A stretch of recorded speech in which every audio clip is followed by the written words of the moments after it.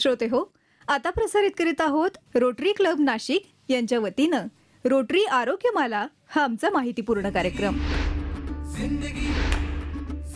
नमस्कार. रेडिओ विश्वास 90.8 community radio, तुमचं जगणं तुमचा आवाज. श्रोते हो, रोटरी आरोग्यमालामध्ये आपलं सगळ्यांचं स्वागत आहे. आणि मागच्या वेळेस आलेल्या डॉक्टर नेहा मेहेर यावेळेसही आपल्याकडे आहेत. आणि खूप महत्त्वाचा आणि जो दुर्लक्षित झालेला असा विषय आहे हेडेक, म्हणजे डोकेदुखी आणि मायग्रेन. याच्यावरती आपण त्यांच्याशी बोलणार आहोत. डॉक्टर, खूप खूप स्वागत आहे तुमचं रेडिओ विश्वास. नमस्कार, थँक्यू व्हेरी मच. डॉक्टर, आपण डोकेदुखी आणि मायग्रेन याचे कारणं आणि काय काय प्रकार असतो त्याच्याबद्दल आपण गप्पा मारतोय.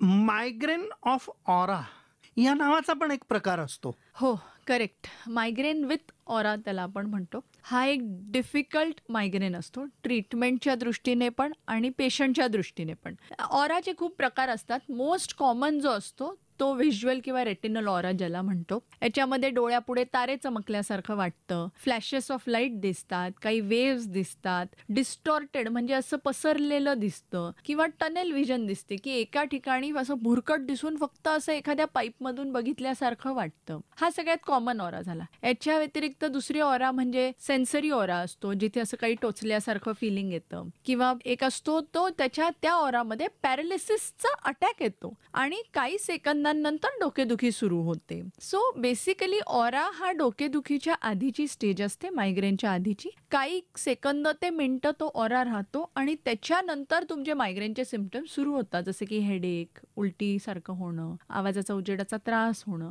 ह्या गोष्टी त्याच्यानंतर स्टार्ट होतात. डॉक्टर, तुम्ही आता बोलताना सांगितलं पॅरालिसिसचा अटॅक येतो मग डोकेदुखीला सुरुवात होते. पण बहुतेक वेळेला मी असं अनुभवलेलं आहे की प्रचंड डोकेदुखी होते आणि मग पॅरालिसिसचा अटॅक येतो. असं होतं? हो, असं होतं. आणि it is a red flag again, जसं आपण मागच्या वेळेस बोललो होतो की थंडर क्लॅप हेडेक. जर तुम्हाला आधी डोकं दुखायला लागलं असेल आणि मग पॅरालिसिसचा अटॅक आला असेल तर it could be migraine. But in any circumstances जर तुम्हाला पॅरालिसिस हा सिम्पटम असेल तर you should immediately seek help. कारण तो जर मायग्रेन असेल तर त्याच्यावर थोड्या वेळाने ट्रीटमेंट होईल, पण जर तो ॲक्च्युअल पॅरालिसिसचा अटॅक असेल, ज्याला आपण स्ट्रोक म्हणतो, तर you need urgent help from your medical doctors आणि hospital. So immediately go to the hospital. आणि आजकाल थ्रॉम्बोलिसिस वगैरे हे ट्रीटमेंट्स आलेले आहेत. सो त्याच्यासाठी तुम्ही न्यूरोलॉजिस्टकडे जितक्या लवकर जाल, त्या विंडो पिरियड्स असतात तेवढ्या ह्याच्यात जर तुम्ही अप्रोच केलं, तुमचं रेडिओ डायग्नोसिस झालं, म्हणजे MRI CT स्कॅन काढले गेले, प्रॉपर त्याच्यावर जर ट्रीटमेंट स्टार्ट झाली तर paralysis can be reverse to a good terms. So कधीही पॅरालिसिसचा अटॅक आला आणि त्याच्या आधी किंवा नंतर डोकं दुखलं तर definitely approach your doctor immediately. Yes doctor. Doctor, आपण आता कारणांचा आपण आढावा घेत होतो, पण आता याच्या पुढे मी येणार आहे.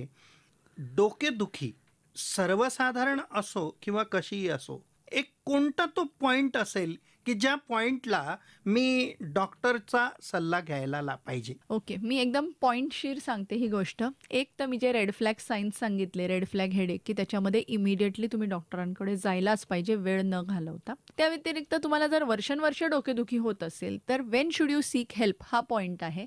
जर ती तुमचं लाईफ डिस्टर्ब करते, जर तुमची तीव्रता खूप अधिक आहे, जर तुमची वारंवारता वाढत चालली आहे, तर तुम्हाला डॉक्टरची हेल्प घेणं गरजेचं आहे. तुम्ही स्वतः बघा की तुम्ही महिन्याला किती वेळा डोकं दुखतं हे कॅलेंडरवर मार्क करा. तुम्ही घेणाऱ्या पेनकिलरचं प्रमाण किती आहे, कारण जास्त प्रमाणात घेतलेल्या पेनकिलर्समुळे मेडिकेशन ओव्हरयूज हेडेक ही कॉन्सेप्ट आहे. म्हणजे ऑलरेडी डोकं दुखतंय, पण तुम्ही घेतलेल्या गोळ्यांमुळे तुमची डोकेदुखीची तीव्रता आणि वारंवारता ही अजून वाढते.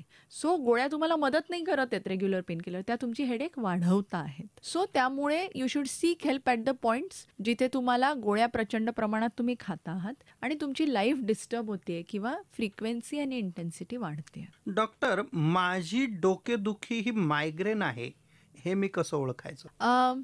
जर तुमची डोकेदुखी हळूहळू सुरू होत असेल, आतमध्ये हातोडी मारल्यासारखं वाटतं, डोक्यावर दगड ठेवल्यासारखा वाटतो, डोळ्याच्या वरची नस फडफडून उडल्यासारखी वाटते, हळूहळू डोकेदुखी सुरू झाली की ती 4 तास ते 72 तासाच्या मध्ये राहू शकते. त्याच्याबरोबर तुम्हाला उलटी किंवा मळमळ वाटू शकते, आवाजाचा उजेडाचा त्रास होतो, चिडचिड खूप प्रचंड प्रमाणात होते, त्याच्याबरोबर इतर काही जसं की डोक्याला मुंग्या आल्यासारखं, चक्कर आल्यासारखं वगैरे वाटू शकतं. सो ह्याने तुम्ही ओळखू शकता की तुम्हाला मायग्रेन आहे किंवा नाही. एक पॉइंट राहिला म्हणून मी विचारतो की स्ट्रेसमुळे डोकेदुखी किंवा मायग्रेन होऊ शकतो का? हो, ऍक्च्युली स्ट्रेस हा मायग्रेन ट्रिगर करू शकतो. Also there is another type of headache which is called tension type headache. हा स्ट्रेस त्याचं मूळ कारण असतं. म्हणजे टेन्शन टाईप हेडेक म्हणजे नॉट जस्ट की तुम्ही टेन्शन घेतलं म्हणून डोकं दुखलं. आजकाल कोणाला टेन्शन नसतं. अगदी 4 वर्षाच्या मुलापासून ते 80 वर्षाच्या व्यक्तीपर्यंत आपण सगळे स्ट्रेसफुल लाईफमध्ये जगतो. पण स्ट्रेस हा कुठल्या लिमिटपर्यंत जातो आणि प्रत्येकाच्या बॉडीवर त्याचा वेगवेगळा रिझल्ट असतो किंवा वेगवेगळा परिणाम असतो बेसिकली. सो जर स्ट्रेस तुम्हाला फिजिकली हेडेक देत असेल तर you should sick help in that. Doctor, आता आपण उपचाराकडे वळूयात. ओके. याच्या उपचाराची सुरुवात कशी होते? त्या अगोदर काही तपासण्या असतात का? हे बघा, जेव्हा आता माझ्या क्लिनिकमध्ये कोणी पेशंट येतो, see headache is basically diagnosis of history taking. पूर्वीच्या काळातले डॉक्टर्स होते, जेव्हा आपल्याकडे डायग्नोसिसची साधनं कमी होती, तेव्हा हिस्ट्री टेकिंगवर खूप भर दिला जायचा. सो पहिले पेशंट आला की त्याची अर्धा ते पाऊण तास हिस्ट्री घेतली जाते, अगदी बेसलाईन पासून की हेडेक कधी सुरू झाला, काय आहे, किती प्रकारचे आहे, कधी कधी त्याचे बदलले, 3 महिन्यापूर्वी कसा होता, 6 वर्षापूर्वी कसा होता, असं सगळं डिटेलमध्ये आपण अर्ध्या पाऊण तासाची हिस्ट्री घ्यायला लागते. त्याच्यानंतर जर गरज वाटत असेल and if the diagnosis is not really very clear, की आता माहिती आपल्याला 90% मायग्रेन आहे, but in some patient there are certain pointers जे आम्ही पकडतो, तसा काही डाऊट असेल तर त्यावेळेस आपल्याला MRI किंवा CT स्कॅनची गरज पडू शकते. मायग्रेनमध्ये MRI किंवा CT स्कॅन हा नॉर्मल येतो. So it is not that की MRI CT केला मला तर काहीच नाही म्हणजे मायग्रेन नाही. No, that means you are lucky की तुम्हाला कुठली ट्यूमर, गाठ, इन्फेक्शन, सूज, फुगा नाहीये आणि तुमची डोकेदुखी ही मायग्रेन. याचा उपचार जो आहे तो कशा पद्धतीने होतो? उपचार आपण नेहमी 2 प्रकारच्या ट्रीटमेंट असतात बेसिकली. पहिले एक असते ती प्रोफायलॅक्सिस म्हणजे लॉंग टर्म ट्रीटमेंट असते. आपण मेडिसिन सुरू करतो आणि त्या रोज घ्यायच्या गोळ्या असतात. दुसरी असते ती SOS म्हणजे एमर्जन्सी ट्रीटमेंट असते. ज्या क्षणी तुमचं डोकं दुखतं, जसं पूर्वी तुम्ही पेनकिलर खायचे, तर त्याच्याऐवजी स्पेसिफिक अँटी मायग्रेन किंवा अँटी हेडेक जे मेडिसिन्स असतात ते आपण देतो. So there are 2 basic lines of the treatment. साधी डोकेदुखी असली तर सरळ मी मेडिकलमध्ये जाऊन डिस्प्रिन घेतो आणि त्याच्याने मला बरं वाटतं. बरोबर. किंवा मायग्रेन जर असेल तर मी सरळ सरळ मायग्रेनिल घेतो आणि मला बरं बरोबर. वाटतं. अगदी हे बरोबर. कितपत योग्य आहे? अशी जर तुमची फ्रिक्वेन्सी खूप कमी आहे, जसं तुम्हाला 2-4 महिन्यातून एखाद्या वेळेस त्रास होतोय आणि ती मायग्रेनेल घेतल्यानंतर काही एक अर्ध्या तासात बरं वाटतंय, तर it is okay to go to that path. But जर हळूहळू तुमची फ्रिक्वेन्सी वाढते किंवा इंटेन्सिटीचं प्रमाण वाढते किंवा एकाच्या जागी जेव्हा तुम्हाला 2 गोळ्या घ्यायची वेळ येते, तर तुम्हाला 100% हेल्प पाहिजे. पण तुम्ही जितक्या लवकर स्टेजमध्ये येता तेवढ्या कमी काळ ट्रीटमेंट करून तो हेडेक जास्त चांगल्या प्रकारे कंट्रोल करा. मायग्रेन किंवा डोकेदुखीला फिजिओथेरपी ट्रीटमेंट पण असते का काही? हो, आहे. आता मायग्रेन आहे ना, याला ऑल 4 साइड अप्रोच लागतो. पहिले तर आपण जे म्हटलं की प्रोफायलॅक्सिस आणि एमर्जन्सी मेडिसिन्स हा झाला मेडिकल पार्ट. याच्या व्यतिरिक्त माणसाच्या लाईफस्टाईलमध्ये चेंजेस करावे लागतात 100%. त्यांच्या डाएटवर गायडन्स द्यावा लागतो. त्यांची sleep hygiene, daily routine, daily cycle ह्या सगळ्यावर पेशंटला गायडन्स द्यायला लागतो, जो आपण देतो. त्यांना विचारतो आपण की किती वाजता उठता, किती वाजता झोपता, तुमचं डाएट कसं आहे. एक्सरसाइजवर आपण खूप भर देतो. See, exercise is best for everything आपण असं म्हणतो.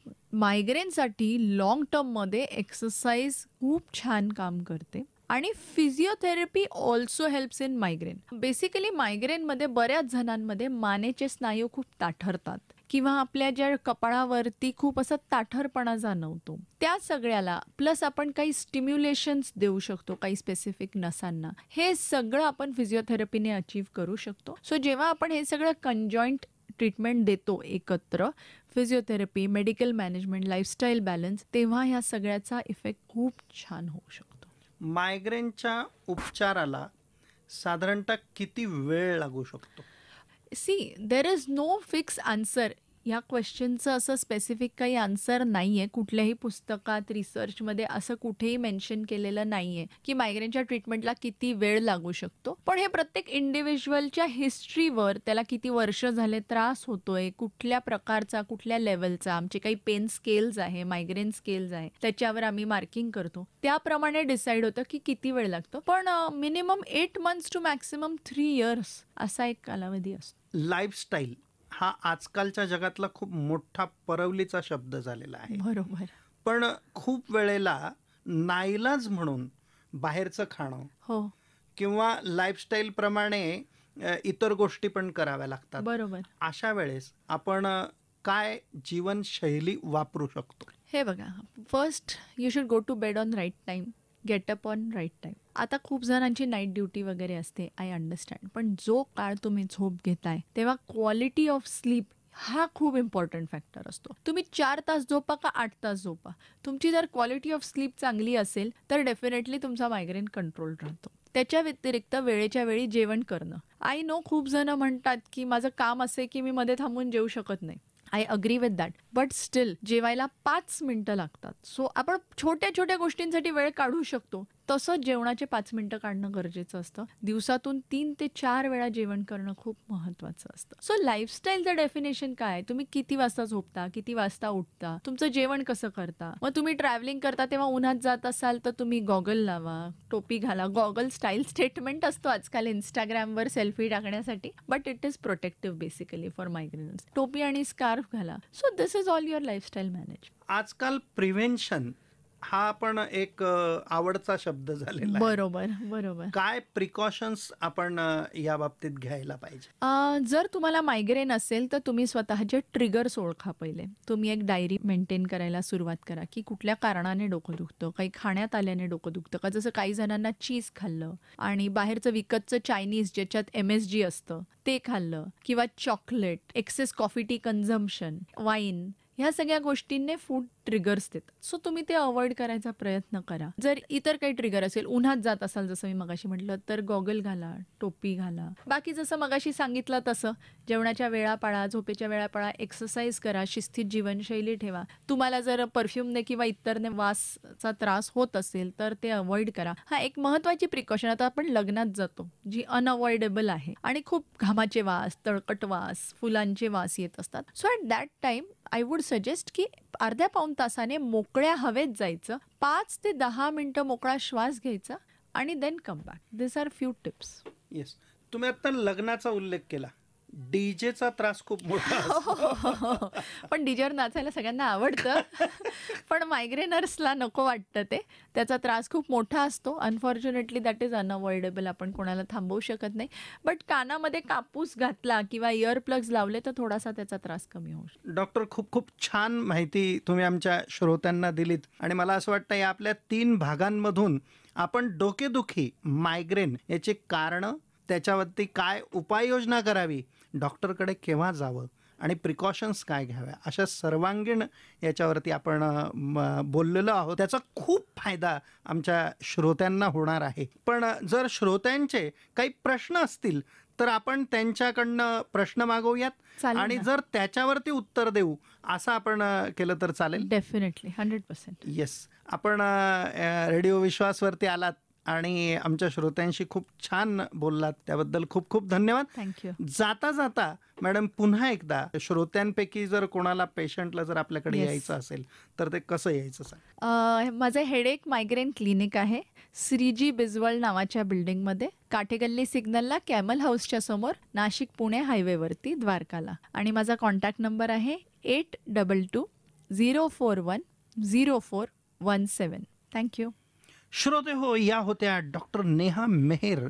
आपण हेडेक म्हणजे डोकेदुखी आणि मायग्रेन याविषयी त्यांच्याशी गप्पा मारल्यात. हे होते रोटरी आरोग्यमाला या कार्यक्रमामध्ये. आणि तुम्ही ऐकत रहा रेडिओ विश्वास 90.8 कम्युनिटी रेडिओ. तुमचं जगणं, तुमचा आवाज.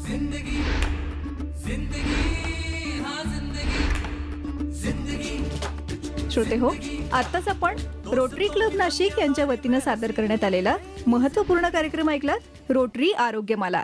हा कार्यक्रम आपण ऐकलात रेडिओ विश्वास 90.8 कम्युनिटी रेडिओ चॅनलवरून.